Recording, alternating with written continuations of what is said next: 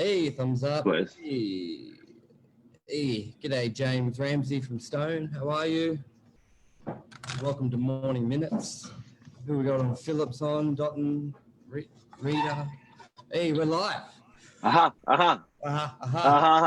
Good morning. Action. Good morning, everyone. Welcome to Morning Minutes with myself, Michael Burjo, and Mark Novak, episode 215. Great news for landlords. Hey, Mark, tell us. What's the great news? We are free falling with rents. Rents are going down. Down. Not for long. Not for long, because it's just been reported the first drop in like 15 years, 3.2%. For New South Wales. Let me bring up that article in a sec. Let me just bring up why is that good? In a quarter. Look, I think that, I think we've got to look at the overall pressure, why this has happened. And thank God we do know why, because you wouldn't want to be looking over your shoulder and not know why you're running. Yep. It's due to COVID. It's happened in a quarter. I think the next question is how low can you go? Are these rents going to go down anymore? Look, there's a benefit as well. There's a benefit there at the cost of landlords. There's a benefit there to the greater community where affordability. You've got some, I don't know what you've got, Telegram up on there? Yep, just put in the article. Rental apartments suffer biggest price drop in more than 15 years as of COVID. Yeah, I think you're right there. Like, if we didn't know why there was a drop. Can you get rid of all the Telegram stuff for us, please, champ? Just off that and just bring that article up. Yeah. That's what, and this. Yep, got it. Is it? No, yeah, it takes the sync. Oh, okay, cool. Yeah, so I think the thing, guys and girls, to think about this is it's for the greater community. There's affordability. So when rents come down, it's more affordable for the greater community to rent properties.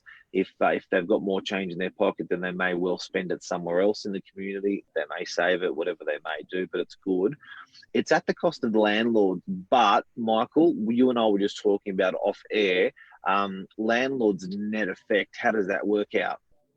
Yeah, just want to make sure it's correct now. Is it so? Basically, due to the downward pressure of the market at the moment, we have seen interest rates at an all-time low. And basically, probably a short period of time ago, about 12 months ago, Mark Cantwell, how are you, bud? Interest rates were, feels like a lifetime ago, but they were 4%. They were 5%. So so at 4% on a mortgage of 400,000, let's say you're paying 16,000 in interest. Now you can get loans of say let's just say 2% for this figure, or 2.5, which is about So I did the figures at 2%, 8,000 a year. So that's actually halved due to the market conditions and the external economy at the moment. So your payments. So what that's done, that's reduced, that $8,000 difference is $150 a week cheaper to hold a property compared to the decrease of $14 a week, which that article says 3.2% on $447 is about $14. So we got to take the good with the bad. One, it's a great time to move because things are cheaper, but it's not all doom and gloom where rents are falling, prices are falling. I believe we recorded a positive price growth in this quarter, but your rent's $150 cheaper based on a $400,000 mortgage, which is that's pretty substantial, $150 a week cheaper. I think, that's what you worked out off air. So landlords, if landlords have got debt against the property. Now, the problem is if a landlord doesn't have debt against the property, like a retired landlord who owns the property, owns the asset entirely, there's no debt, they really are copying it. Yes. Now, they are copying it, but you got to remember, Mr. and Mrs. Landlord, the only one component to you making money out of an investment property, and probably the component which is twice as big as the rental yield, is the capital growth. So you can't actually forget that capital growth, traditionally with property, if it's residential, 10% a year on average the last 10, 20, 30, 40, 50 years. 10% a year you're getting in capital growth, and 5% a year you're getting in rental yield. So where you're getting eroded at the moment a little bit on rental yield, you still achieved a little bit of capital growth even through COVID. Now, how does commercial work with your yield and your rent? It's still about 14, 15%, but it switches, doesn't it? Yeah, it does. So with a lot of commercial property, your rental return is between 5 to 10%. There are a lot of great opportunities that can be closer to that 10%, especially if you're buying vacant. So I'm Polito. How are you, buddy? Mark Campbell said 90%. Polito from Yes. Orange County, California. Yeah. We're worldwide. Mark Campbell said 90% upside based on savings of cost versus decreasing, which is great. 100%. So, all right. So with commercial property, there is generally a lot less debt on the property, but you're getting probably let's just call it an 8% rental return, and then 5% based on that capital growth. And a lot of capital growth is actually triggered with the lease, because there's a 4% trigger in that rent. So if the lease goes up 4% a year on a yield, that goes up, say, 20,000 in growth. So a lot of it is coincided. But that's a good point. Yeah. In commercial property, you're normally building 3 or 4% growth a year. So to be eroded, 5% of what we've seen lately, it actually helps out with commercial. But at the moment, commercial, all rental increases are being paused until the 1st of September. Mark Cantwell says the yield serves as a purpose to hold the property until we get the growth that gives meaningful equity. Spot on. So a lot of people are buying on the basis of that equity or that growth anyway. And he also says it's 90% upside based on the savings and cost versus decrease of rental income. Spot on. The whole thing about this with commercial, Mark, and it goes with any property. The long-term winners in property. G'day, Paul Ferrari. Thanks for tuning in. The real winners in property are the people who hold it for 10, 20, 30, 40, 50 years. Yeah. So in that lifetime, there's going to be good times and bad times. Yeah. So let's just face it. It's not all hunky-dory. Otherwise, you wouldn't have the half the population with a perception that property is bad. Like if they were all winners, then it just, I don't know, Look, we wouldn't have to list properties or just sell. In the most beautiful things in the world, shit happens. Yep. Whether it's a beautiful forest that has a bushfire running through it, whether it's kids that get in a little bit of trouble, whether it's marriage and you need to work on it. That's life, hey. Yeah, but the point of this is there's going to be ups and downs, and right now, especially in the commercial market, on rental yields, now's a bad time if you're a landlord. Let's not sugarcoat it. Yes, there are some good examples out there, but overall, just like the residential is down 3.2%, commercial is as well. But you got to think long term. And actually, some of them, my probably savviest commercial owners are looking to buy, because when things are bad, there's generally some good opportunities out there. So yes, your rental yield maybe you're supposed to be getting 8%. You may get half that, because we've just had probably our busiest month ever in commercial at Novak, doing nearly 20 lease deals when we're normally doing, say, 7 or 8. It's been huge. Yes, those rents are lower than either what the owner wanted or what it was previously getting. But the leases, they're not lifetime leases. They're 3 to 4 years, or 2 years. Play the long game. Play the long game. And we're seeing a lot of businesses out there.